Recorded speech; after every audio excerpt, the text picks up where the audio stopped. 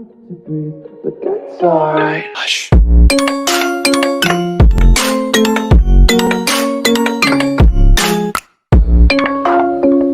Selamat datang di channel YouTube kami, Kinanti Adventure. Kali ini saya akan mengulas expander facelift tipe Ultimate. Apa saja yang ada di expander Ultimate ini? Perubahan-perubahan baru apa saja? Saksikan di ulasan kami. Desain yang sekarang ini untuk lampu senja sudah di LED dengan desain lebih menonjol gitu. Dan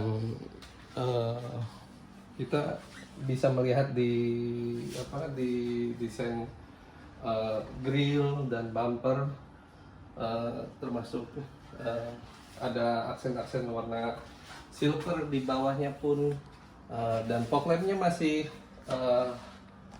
halogen untuk fog lamp. Untuk lampu jauh atau lampu besarnya dia sudah model baru, yaitu LED projector lamp dengan model T-shape, model yang lebih dinamis. Dan kita lihat mereka masih mempertahankan desain dynamic seal yang lebih yang kita tahu lebih visibilitasnya lebih baik.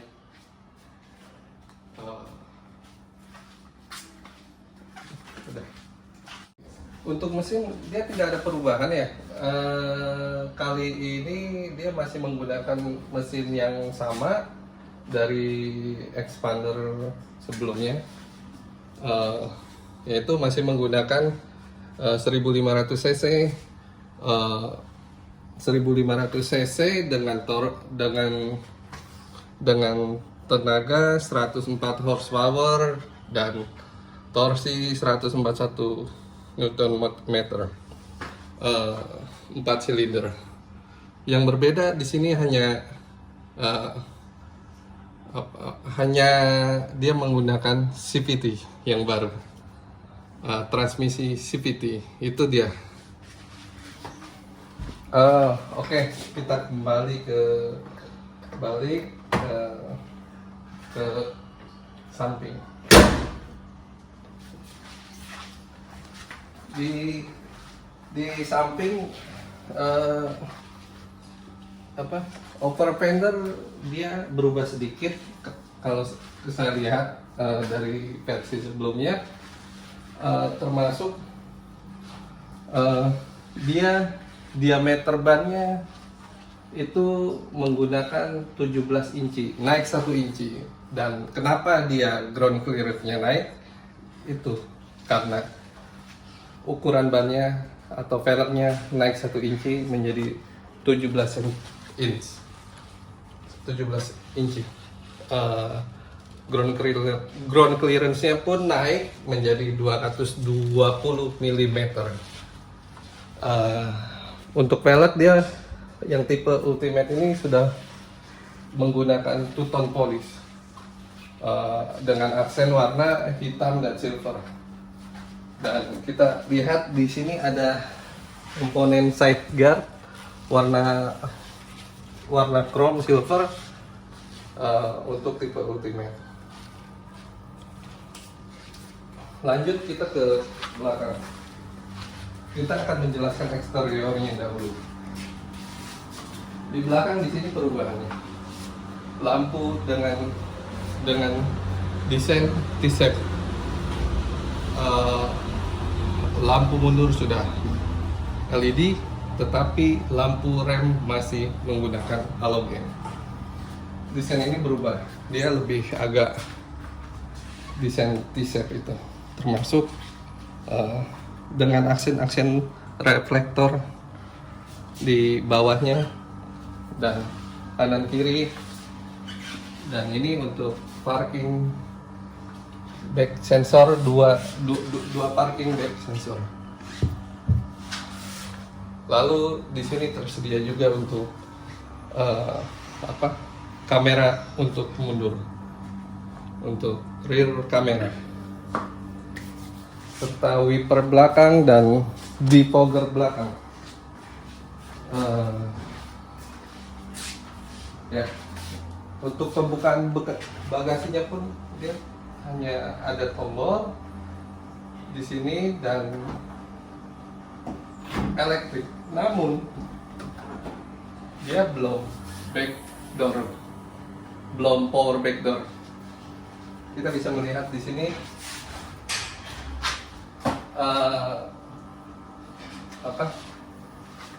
bagaimana untuk bagasinya, keluasan bagasinya. Di sini ada kompartemen untuk penyimpanan. Dia memiliki 3 tempat penyimpanan. Ini cukup untuk Anda menaruh beberapa barang Anda. Lalu ada penutupnya. Dan di sini juga ada tempat penyimpanan. Dan di sini ada tempat toolkit dan dongkrak.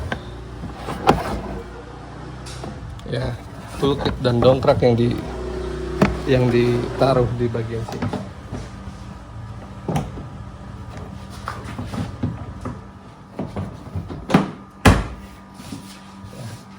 Bagaimana pelipatan baris ketiga?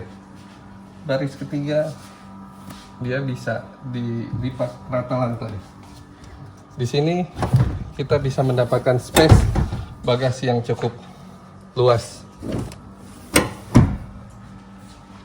Dia tidak lurus rata banget sih gitu. Hanya saja segini sudah cukup untuk Anda mendapatkan kapasitas bagasi yang lebih luas. Di sini tersedia cup holder untuk penumpang baris ketiga, kanan kiri cup holder, dan sudah ada power outlet 12 volt. Power outlet 12 volt untuk digunakan ngecas handphone untuk penumpang baris ketiga. Kita kembalikan lagi dan sudah mendapatkan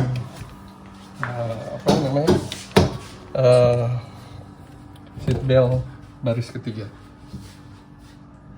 Oke. Di sini bisa kita gunakan untuk handle untuk menutupnya. Desain belakang yang sekarang lebih dinamis dan futuristik. Untuk shark fin, antena sudah model shark fin di belakang. Ya.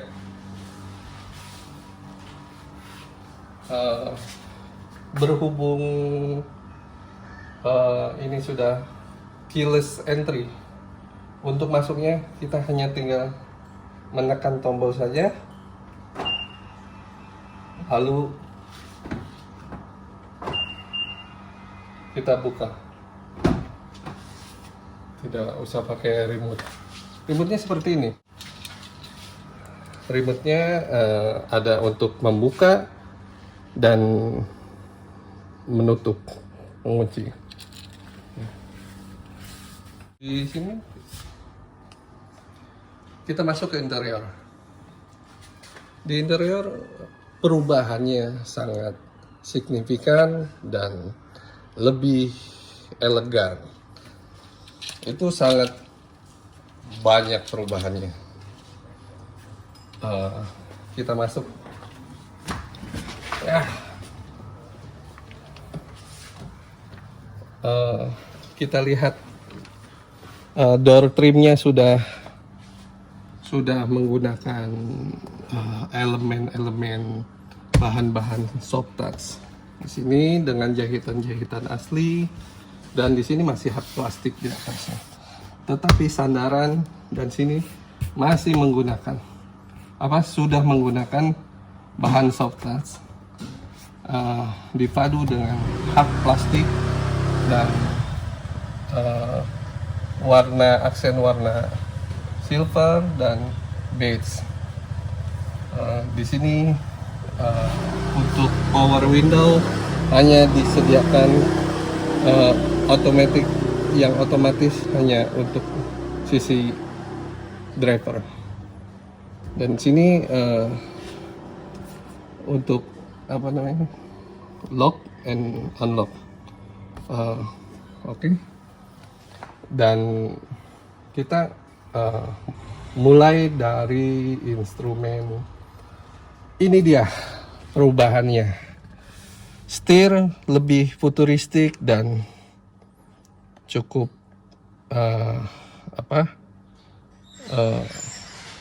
lebih modern dari yang sebelumnya. Nah, desainnya yang ini sudah material empuk, dia menggunakan ini material empuk dan 3 palang. Di sini ada instrumen tombol MID untuk audio, audio dan penerimaan telepon handphone Anda. Dan di sini ini dia cruise control, pengaturan cruise control, dan sini sudah airbag. Kita mulai untuk start. Untuk menyalakan mesinnya sudah menggunakan start stop engine button. Kita nyalakan.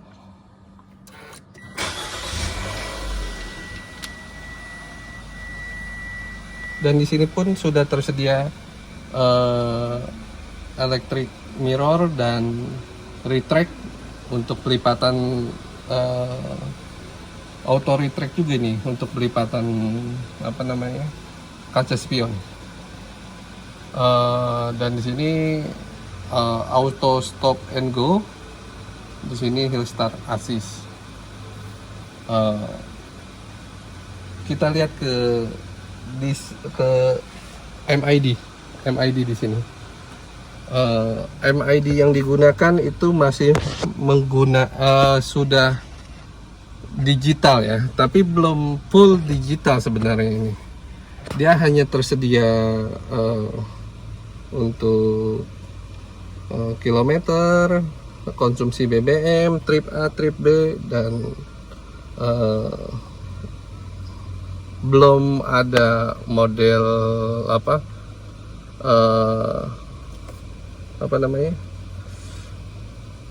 gambar-gambar mobil yang full animasi, belum ada animasi yang full. Ya, itu saja untuk cluster MID-nya. Baik, kita lihat desain dashboardnya. Desain dashboardnya inilah perubahan yang sangat besar. Dia lebih elegan, dan ini sudah materialnya sudah soft touch, dengan dipadu aksen instrumen panel wood. Ya, ini terlihat lebih berkelas dan elegan, dan visibility berkendaranya pun kita bisa melihat kemudi yang sangat luas. Sebelah sana itu pandangannya sangat jauh, dan sebelah sini, dan sudah cukup untuk visibility-nya. Ini dia perubahan. Ini dia instrumen audionya berubah. Layar audio itu naik menjadi 8 inci. Dan di sini sudah tersedia Apple CarPlay dan Android Auto. Dan di sini juga yang baru, AC-nya sudah elektrik dengan pengaturan eh, apa elektrik AC, tombol-tombolnya, tetapi dia tetap menyediakan untuk apa ini namanya, untuk tuas pengaturan AC ini, untuk naik tingkat coolnya ini masih menggunakan tuas naik turun, dan untuk fan-nya diatur melalui sini, sama naik turun juga. Tetapi ini belum sayangnya belum dual zone, masih single zone. Jadi yang bisa mengatur hanya satu pengaturan saja. Dan ini ada untuk rear defogger, untuk pemanas kaca belakang, untuk menghilangkan embun. Kisi-kisi AC-nya cukup baik, berubah. Dan di sini tersedia juga kompartemen untuk menaruh barang-barang kecil. Dan ini dia yang berubah juga. Elektrik di sini sudah disematkan fitur elektrik parking brake dan auto hold brake. Itu sudah elektrik dan menghilangkan tuas tuas rem tangan, digantikan oleh elektrik parking brake dengan desain tuas transmisi yang PRNDL, dan dipadu aksen-aksen, wah ini black cluster. Dan di sini tersedia cup holder, dua buah cup holder, dan console box tempat penyimpanan yang cukup luas ya. Dan ini dia bisa digunakan sebagai armrest juga, sandaran tangan, dan sudah soft touch dengan warna beige yang menyatu dengan klaster dashboard yang futuristik. Dia sudah soft touch. Untuk jok itu masih fabric ya. Untuk yang tipe Ultimate ini masih fabric. Dia sayangnya masih fabric, belum kulit, dan warnanya itu beige. Dan menurut saya ini mudah kotor gitu. Dan sangat disayangkan gitu. Coba kalau ini sudah dilapisi dengan jok kulit, itu lebih baik lagi menurut saya gitu. Dan untuk pengaturan spion tengah sudah auto dimming. Oke. Dan di sini console box-nya cukup besar. Di sini juga ada tempat penyimpanan untuk handphone. Di sini ada soket 12 ampere dan USB slot satu buah USB slot. Dan ini untuk sun visor-nya belum ada kaca atau lampu ya. Sini juga untuk sisi penumpang masih belum ada lampu, hanya kaca saja. Dan tersedia assist grip 4, dan dia sudah soft opening. Untuk assist gripnya soft opening. Dia tersedia ada seluruh penumpang ketiga dan penumpang depan. Untuk lampu dia masih menggunakan bohlam biasa, belum LED. Ini cukup lebih baik kalau menggunakan LED. Untuk pengaturan setir, dia sudah tilt dan teleskopik, ya. Tilt dan teleskopik. Anda tinggal mengatur saja sesuai dengan visibilitas berkendara Anda, agar lebih ergonomis menggunakannya. Untuk dan ini sudah sliding, reclining,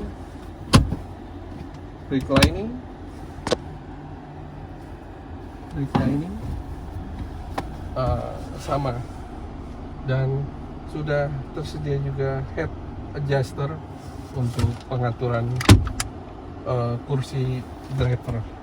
Ya, kita lanjut ke baris kedua.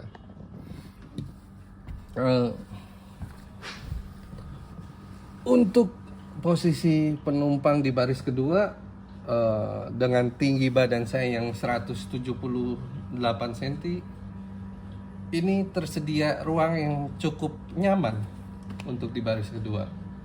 Dia masih legroom, masih tersisa 5 jari, dan ini cukup luas menurut saya, dan headroomnya itu pun masih jauh jaraknya. Menurut saya cukup baik untuk kondisi aksesibilitas penumpang di baris kedua. Dan di sini pun tersedia seat belt untuk 3 penumpang. Dan ini yang baru, dia tersedia armrest untuk ketika Anda berdua naik di baris kedua penumpang, kita bisa menggunakan armrest ini sebagai armrest sekaligus cup holder 2 buah. Tersedia cup holder. Ini yang baru. Dan ketika Anda tidak menggunakannya, bisa disandarkan kembali. Dan pengaturan headrestnya pun cukup baik, dan ini cukup nyaman rupanya. Di sini tombol untuk AC penumpang baris kedua dan ketiga. Ya, tombolnya menggunakan tuas, dan kisi-kisi AC ada 4 buah. Dan di sini senderan tangan di door trim sudah sama, menggunakan soft touch, bahan jahitan asli, dipadu dengan aksen instrumen hard plastik dan berwarna silver, dan itu cukup elegan kita lihat. Dan tersedia juga cup holder di masing-masing pintu. Cup holder, tempat penyimpanan botol termasuk, cukup nyaman menurut saya. Dan ini tersedia juga USB slot 2 buah, dan itu cukup memanjakan penumpang di baris kedua. Jadi dia bisa mencas handphone tanpa harus mencas handphone di depan atau menitipkan cas handphone di depan. Dan kursi baris kedua sudah bisa dimaju mundurkan atau sliding. Ya, ini di sliding pun dimajukan ke depan dengan jarak segini.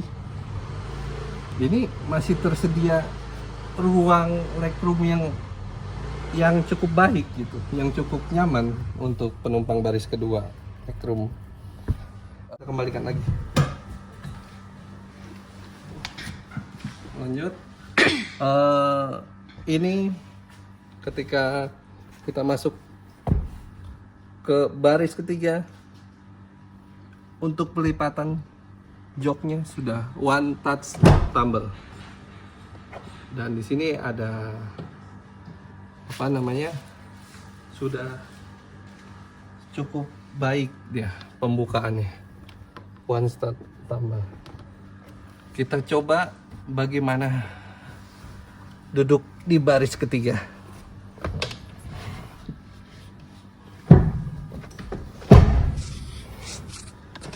Dengan tinggi badan saya yang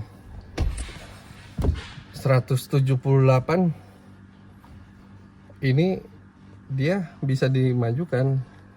Jadi kalau kondisi normal cukup sempit, tapi ini baris kedua bisa. Fleksibilitas joknya bisa dimajukan, dan itu sudah cukup untuk memberi ruang untuk legroom. Dan ini cukup nyaman ketika baris kedua mundur gitu. Untuk perjalanan jauh cukup baik. Dan ini masih bisa kita rebahkan. Dan ini kita bisa mendapat sedikit ruang sandaran yang cukup nyaman. Headroomnya pun masih cukup baik ya. Kita mendapatkan dengan tinggi badan saya masih ada space 1 jari, dan itu lebih baik sih dibanding kendaraan LMPV pesaingnya. Dan ini masih bisa kita rebahkan, kita pull rebah ini, dan headrestnya kita naikkan, dan ini masih tersedia untuk headrest. Cukup nyaman ketika headrestnya dinaikkan gitu. Dan penumpang baris ketiga bisa ngecas handphone dengan menggunakan power outlet 12 volt soket. Memang belum USB slot, jadi harus ada untuk sambungannya gitu. Tetapi sudah tersedia cup holder di sini, cukup baik. Dan ini untuk assist gripnya juga sudah tersedia dengan sub opening. Baiklah kalau begitu. Bagaimana cara kerjanya electric parking brake? Ini dia. Tombol ini menyala, artinya electric parking brake-nya sedang bekerja. Ketika kita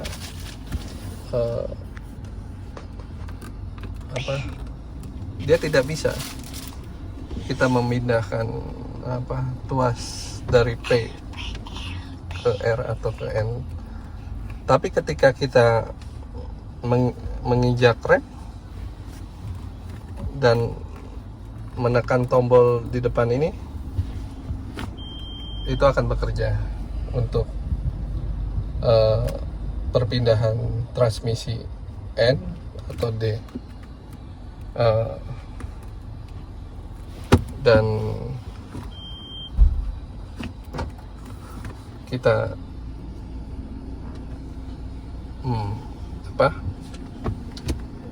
ketika posisi P, kita matikan electric parking brake-nya. Apakah bisa? Tidak bisa. Bagaimana cara mematikannya gitu, menonaktifkannya? Kita harus menginjak pedal rem, baru kita turunkan electric parking brake-nya, yaitu dengan cara menekan rem kaki, lalu Anda turunkan electric parking brake-nya. Dia akan nonaktif. Untuk mengaktifkannya kembali, apakah perlu menggunakan rem kaki juga? Kita tidak perlu. Jadi sudah bisa dia. Gitu. Bagaimana cara kerja auto hold? Ini auto hold ini, tombol auto hold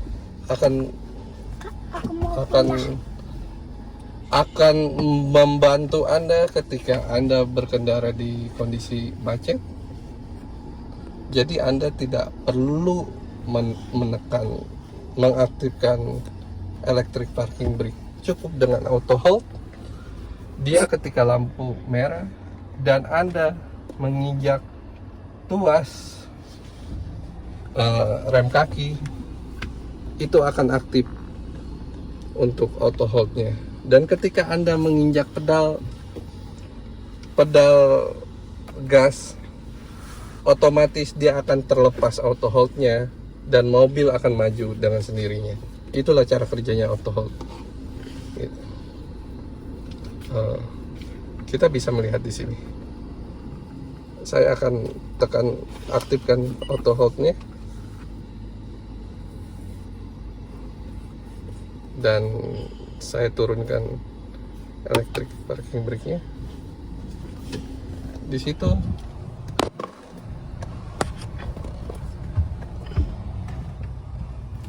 dan saya pindahkan ini.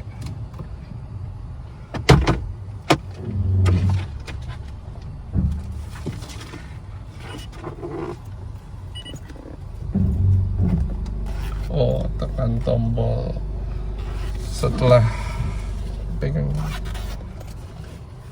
Kita harus menggunakan safety belt untuk mengaktifkannya. Dan ketika safety belt digunakan, tombol auto hold-nya berwarna hijau. Itu artinya dia standby. Posisi standby. Dengan ketika kita mundur,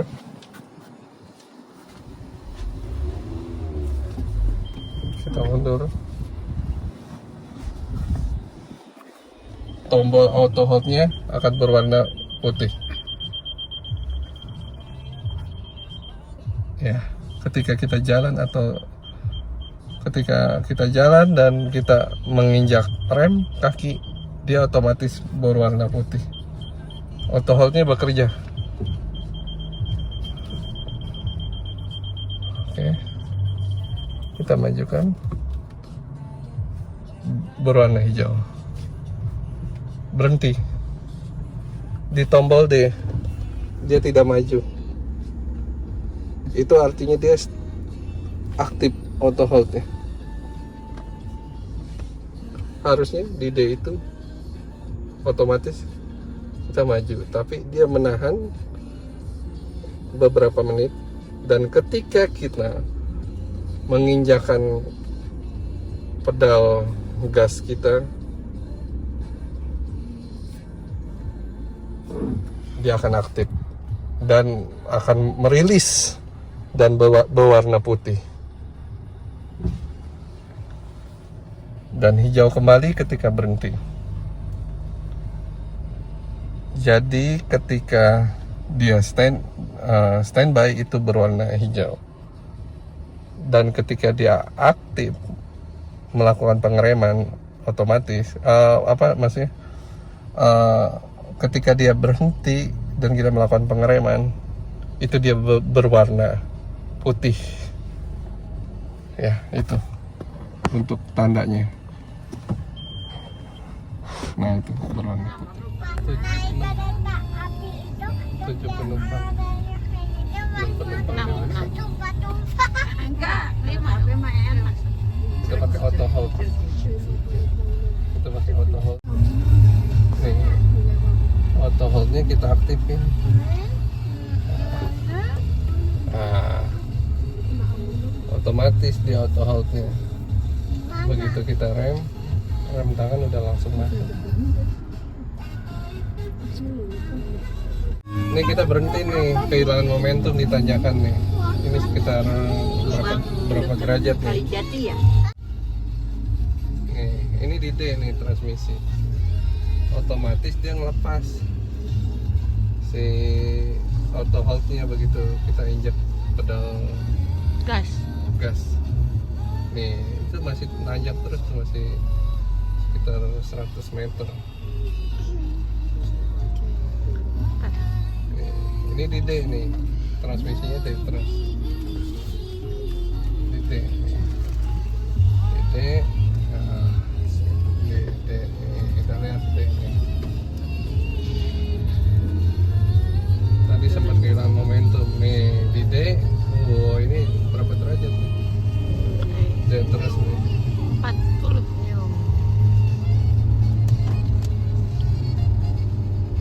Oh kuat deh. Ini dek. Nah, Dek.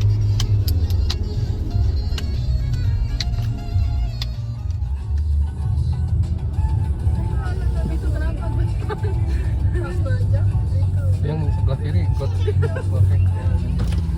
Dadah.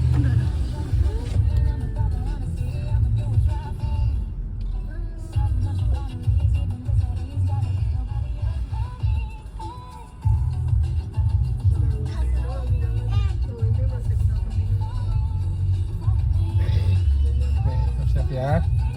1, 2, 3 itu ngebet.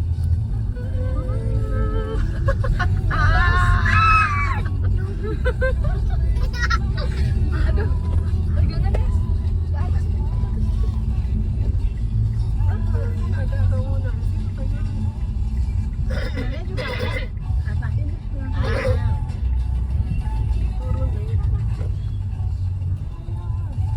Ini turun terus lagi kita.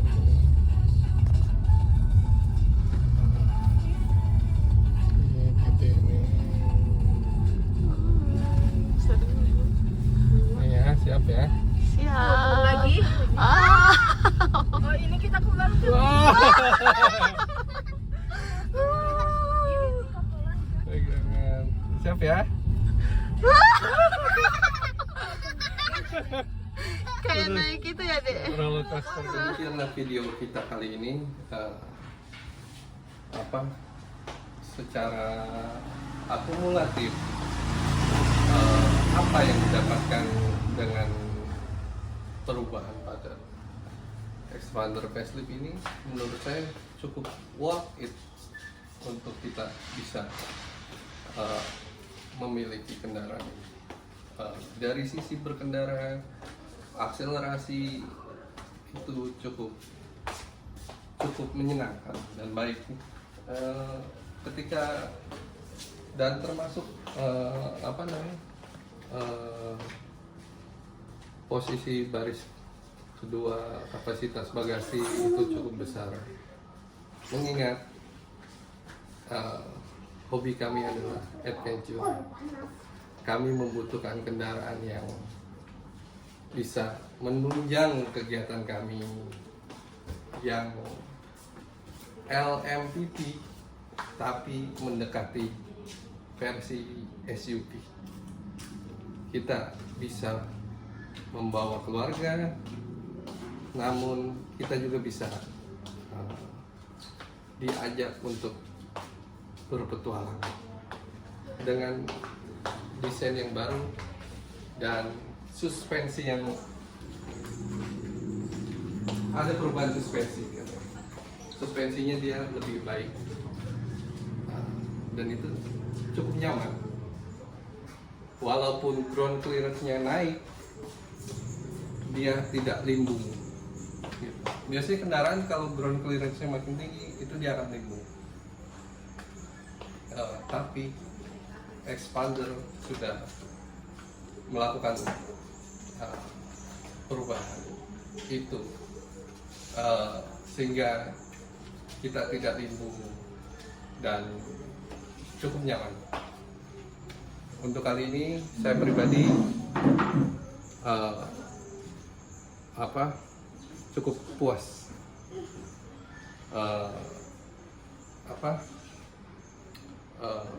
Saya hanya menyampaikan apa yang